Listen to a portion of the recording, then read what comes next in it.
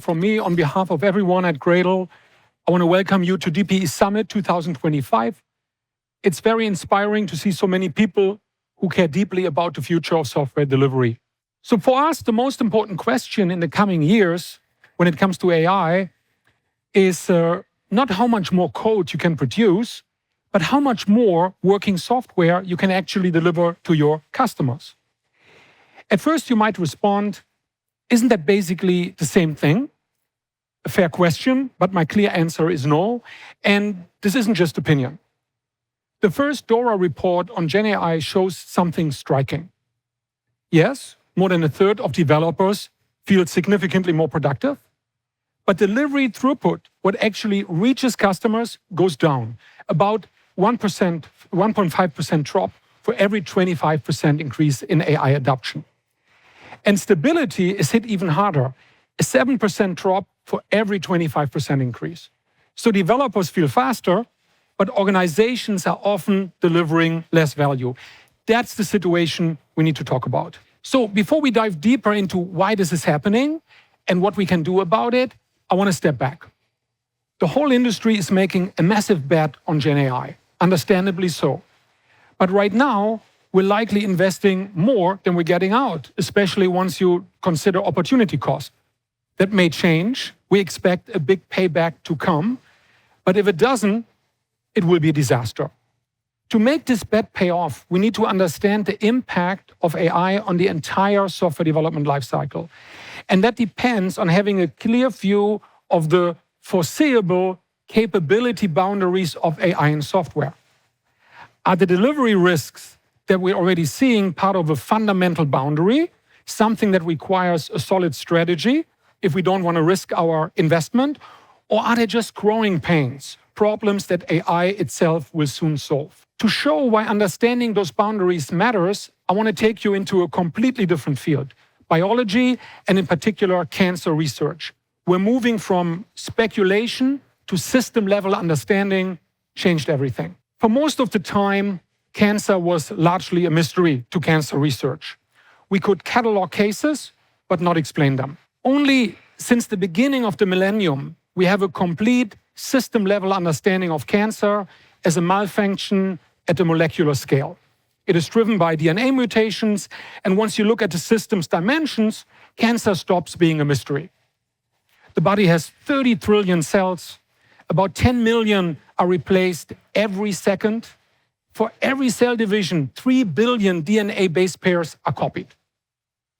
So the initial DNA copy introduces on average 60,000 mutations per cell. The cell has a unit test mechanism called proofreading that reduces this to about 600. Then a functional test mechanism called mismatch repair cuts that down further from 600 to just 1 mutation on average. That still leaves us with roughly 10 million mutations per second. Most mutations fall into non-coding regions of the genome, so only about 100,000 are function-altering. Of those, only around 1,000 affect cancer-relevant genes, and because only long-lived cells really matter for cancer risk, this narrows down further to about 1 cancer-relevant mutation per second. Those are very rough order of magnitude numbers. So this is still too many, which is why the body has evolved a deep layered defense against mutated cells. Cells can detect DNA damage, they can enter senescence when they stop dividing, or trigger apoptosis, a programmed self-destruct mechanism. In addition, the immune system is remarkably effective at eliminating mutated cells, but some cancer mutations still slip through. For a cell to become cancerous, it needs to accumulate several cancer-relevant mutations, typically on the order of 5 or more. So mutations accumulate over time, and for this, along with other biological reasons, cancer risk rises exponentially with age. Cancer is an unavoidable consequence of how the human body works. And it's not just humans. Any animal with sufficient lifespan, some more prone than others, develop cancer. This is a 77-million-year-old bone from Centrosaurus apertus that shows clear evidence of bone cancer. The dinosaur, for the record, self-reported as a non-smoker, non-drinker, and not a consumer of highly processed food. Having said this, mutations don't just come from cell replication. They can also come from environmental agents or conditions inside the body that damage DNA or weaken repair. It is estimated that 45 to 60% of cancers are avoidable with better lifestyles and environments. That's a big number, but it also means that a cancer floor of 40 to 55% is unavoidable. And remember, people who improve their lifestyle and avoid the preventable cancers will still have the usual likelihood of encountering the unavoidable ones. Without a foundational understanding of cancer, it's easy to believe maybe it could all go away. Maybe it's just lifestyle. Maybe if we all lived perfectly healthy, cancer could vanish and we could stop researching cures. Crucially, this foundational understanding does not just forces us to see an uncomfortable truth, it also shows the path to solutions. More on that later. So it's a fun exercise to map the cellular processes of the human body into software terms. 30 trillion repositories, 10 billion builds per second, 4.6 trillion integration tests per second, and 30 quintillion unit tests per second. For those who just walked in late, this is not a presentation about a new Google build system. Large language models are also massive generative systems that will inherently produce failures. The most famous ones are called hallucinations. I don't like the word. It makes them sound mysterious, as if we don't know why they happen, and pathological, like a disease that might one day be cured.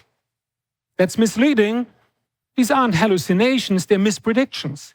And just like DNA replication errors, they are an unavoidable property of the system.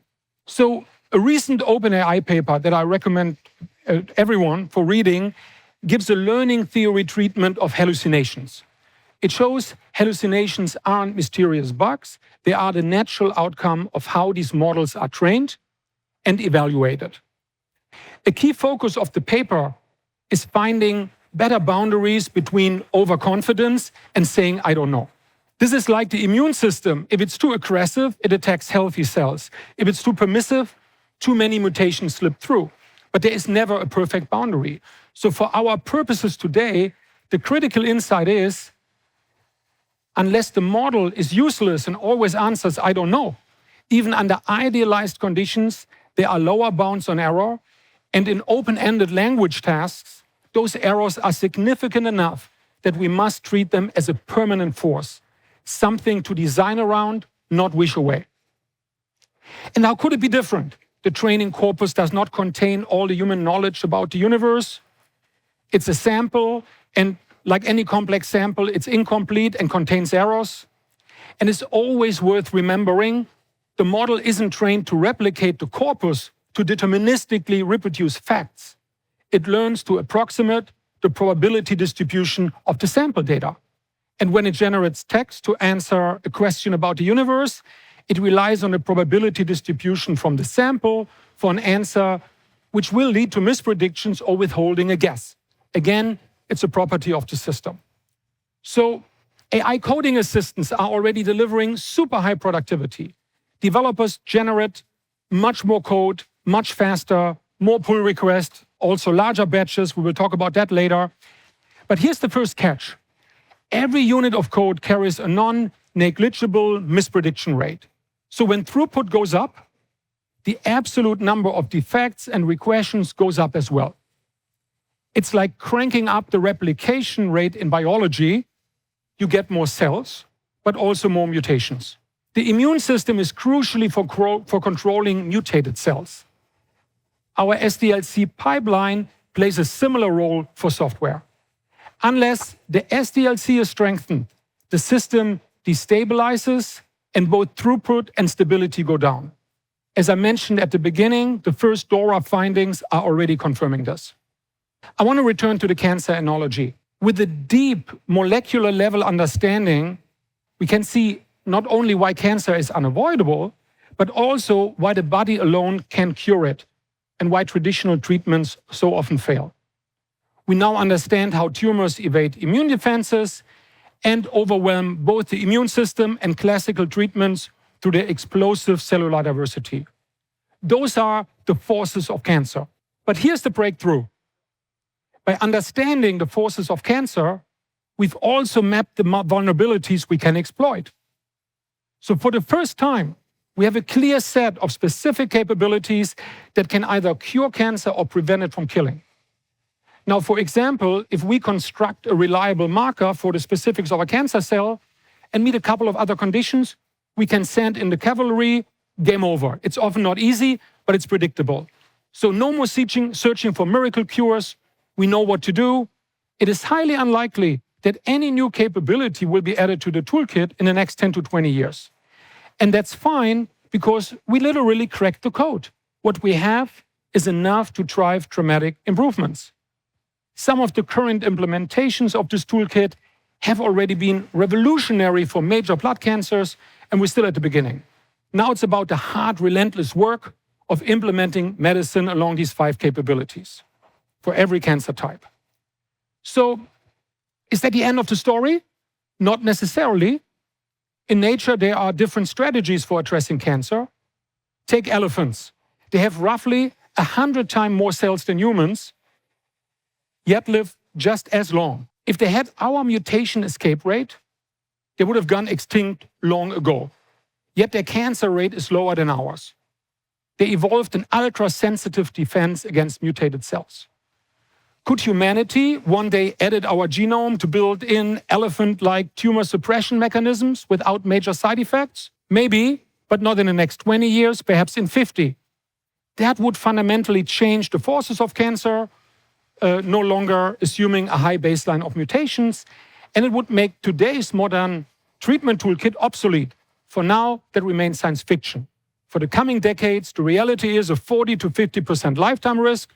What we do have is a predictable path to more and more successful treatment. My mom has had it twice and survived. She's 87 today. So what we want are more outcomes like that. Okay, switching back. Who can see how AI has changed the continuous delivery loop? No one? Exactly, it hasn't changed. Generative AI is transforming the work inside every phase of continuous delivery. But the stages themselves, the conceptual framework, remain unchanged. So why isn't the framework itself changing? Because the folks from DORA are too lazy to make an update? No, the real reason is the fundamental forces of software engineering haven't changed. So what are those forces? Mistakes are inevitable. Side effects are unavoidable. Code must be built deployed. Supply chains are vulnerable, and change is constant. So the modern cancer toolkit has been shaped around the forces of cancer. And similarly, the modern toolkit for software delivery excellence, the so-called continuous delivery capabilities, has been shaped around the forces of software engineering. We know that they work. Those capabilities are more important than ever, not less. Why? Because with AI, the magnitude of the forces is increasing. More mistakes, more side effects, more sophisticated supply chain attacks, all while the pressure to ship faster keeps rising. Fortunately, AI also gives us the means to strengthen every single CD capability to deal with this force increase, but only if we make that strengthening a priority. So as usual, when you go into the details, things are not that simple. Let's take mistakes. Right? When I say more mistakes, I do expect AI to make dramatically fewer mistakes per unit of code than it does today. It has to, otherwise it won't be the revolution we are envisioning. Less mistakes will allow you to ship more units of code over time. Let the AI do more complex coding tasks. So your mean time to repair capability will heavily determine your delivery velocity. In a productive scenario, getting more mistakes is part of a virtuous circle because it shows your MTTR is really quick. I want to finish with an example that connects a lot of the pieces we discussed. A common narrative I hear a lot these days is production code will soon be a black box created by AI that humans no longer need to understand. The story goes that tests will be our only interface with the code base. I found that quite an interesting idea. And I heard it so often that I asked Martin Odersky, the creator of Scala and a computer science professor, what he thinks. And it really helps to ask people smarter than you. So Martin dissected the problem in the following way. There will be code problems with AI. It's one of the fundamental forces of software engineering. Tests don't tell you how to debug. If you don't understand your code, how you debug it? I guess your hope is to ask the LLM to fix this bug. But what if that fails? What's your fallback? Without understanding the code, you have none. So you have to junk everything and start from scratch, which is definitely not a successful strategy for enterprise software stacks. At the moment, because of the excitement and the immaturity in our collective thinking, we are often imagining elephant genes and human DNA, wild shortcuts to avoid the fundamentals. Let's step back, apply first principle thinking, and look at the forces of software engineering. Then the conclusion is clear. Code must be maintainable by humans and troubleshooting must be efficient. Both very important continuous delivery capabilities, your modern toolkit to deal with the delivery risk of your AI investment. With that, I pass it over to Trish. So Hans gives this presentation about cancer and software delivery and then asks me to wrap it all up and give you a takeaway. So Hans was talking about cancer in humans and in elephants, and obviously about GenAI and how GenAI is going to create more code, potentially more errors. This is going to put stress on our continuous delivery pipelines, but it's okay because continuous delivery capabilities and practices are going to save us and make things better for us so that we can help DORA. Sorry, wrong DORA. We can use the DORA metrics to prove that we're moving in the right direction. Potentially, we can also use GenAI or other forms of AI to help us solve some of the problems created by AI. And of course, because Gradle pays my salary, I should probably say something about Develocity features and products, otherwise I won't have a job anymore. So let's dive straight in. I only have 8 minutes to cover all of that. Hans was talking about the CD capabilities, the toolkit which already exists, which will work to help us handle more code generated by GenAI with potentially more errors. These practices work. We've seen that they work. They deliver business value, and they make developers more productive and, more interestingly to me, generally happier. So if these practices work, and they work for fallible human beings who are part of the whole software delivery lifecycle, and they can make mistakes, they can make errors, they can misunderstand, there can be miscommunications, and we use the continuous delivery to help rectify those problems, then it should work for GenAI as well, which has its own series of problems too. Now, effective continuous delivery relies on fast feedback and quality gates. So the idea is that you're going to be running your checks on a series of different parts of your pipeline. You want the fastest ones over towards the left and the slower ones towards the right. But the idea, of course, isn't that you run all of them. You want things to fail at the left, if possible. You don't want to be running the slow ones if you know your code is already not fit for purpose. So with more GenAI code, you're going to need more speed and more reliable quality from your continuous delivery practices. But we were talking about cancer, so let's go back to cancer. Around 16% of men will be diagnosed with prostate cancer. I know these statistics because my dad is one of them. That's around 50 people in this room. Just to get your percentages right. So apart from scaring the crap out of you, why am I telling you this? If you find prostate cancer early, there's around about 100% survival rate. You want to find it as soon as possible so you can start treating it. Again, you can use one of the many treatments that Hans was talking about earlier on. So the sooner you can find errors, the cheaper they are to fix. I mean, errors in your software probably isn't quite the same as dying of cancer, but you see where I'm going with this. And this is the point about shift left. The point about shift left is to try and find things, particularly your most common errors, as soon as possible, as close to the developer as possible. This will give you the fast feedback and it will allow you to fix things much more quickly. So what does this mean in reality?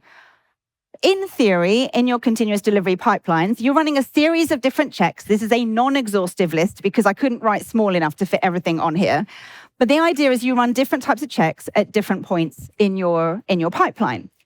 Now, shift left does not mean just like shove them all over here and run everything locally, because then you're not using a continuous delivery pipeline. The point is to have quality gates and not let everything get through to some of these later, slower checks.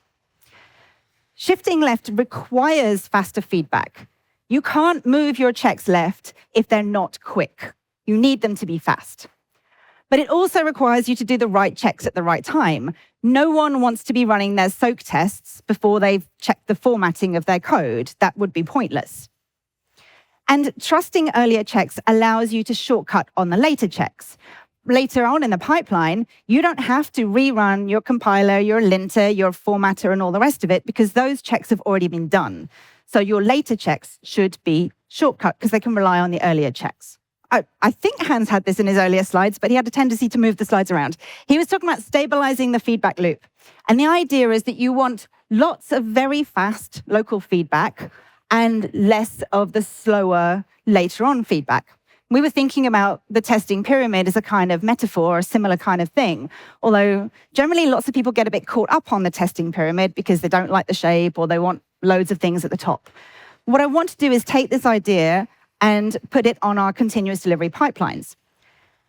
Now, realistically, your pipelines are probably significantly more complicated than 3 boxes on a slide. And of course, you're going parallel, because otherwise, there's not really much point in breaking up your tests and builds and so forth. So realistically, your pipeline looks something more like this. And one of the things you want to do is you don't want to be spawning off loads of parallel processes if you know early on that it's not fit for purpose. And there's certainly no point in running all of these checks in every single one of these things too. So this is the kind of thing we need to be thinking about when we're talking about shifting stuff left. You want things left before you do any kind of fan out, but you want it to be fast. You want to catch the most common bugs earlier on, because that's where you want to get the feedback as soon as possible. So if we can make a check faster, we want to move it to the left. At Gradle, we've been talking about ways to do some of this for the last 3 DPE Summits. We talk about things like build acceleration. So you can get faster builds using caching, parallelization, selective testing, and so on. We talk about using observability to measure any slowdown, to identify any slow agents, and figure out if any of your things are flaky. And with observability, you can also do better troubleshooting. So you can identify failures, you can use the failure history to figure out what might have gone wrong, and Build Scan will give you some deep insight into what's happening at each build level. So these traditional DPE solutions are going to work even in the era of GenAI. So you want to be able to speed up your builds. You want to be able to run your checks faster because you've got more code and it's potentially more prone to error. But if AI makes things more faster, better, bigger, stronger, buggier, whatever it is, maybe we could use AI to address the problems of AI. We already do this a bit in Develocity. We have predictive test selection, well, it's machine learning, which will allow you to only run the tests which are affected by the code changes that you made. We now have, in the later versions of Develocity, we have failure grouping, which is a really nice feature. Like if you've got a build and 400 tests fail, it can tell you there's only like 4 root causes of these failures. So you can troubleshoot stuff much more quickly with the help of AI. And with things like an MCP server, you can ask your LLM for things like, why did this build fail? How often is this flaky? What do you think might have been the cause of this flakiness or the cause of this failure? Other areas where potentially AI might help in terms of the CD pipeline is doing things like automatically quarantining flaky tests. Or one of the things I've been thinking about, because flaky tests, I hate them so much, they're like the bane of my existence, is why not use AI to figure out the cause of flakiness, which is really difficult.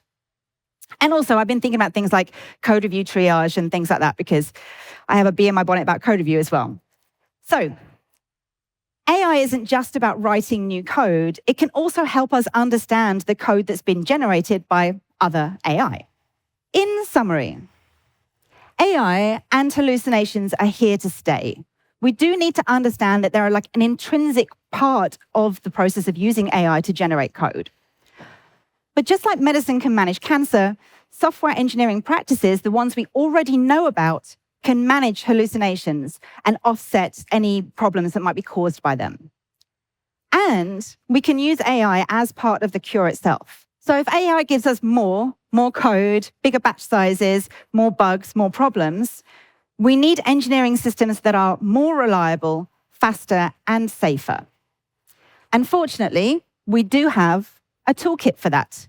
It's the continuous delivery practices we already knew about. Thank you very much.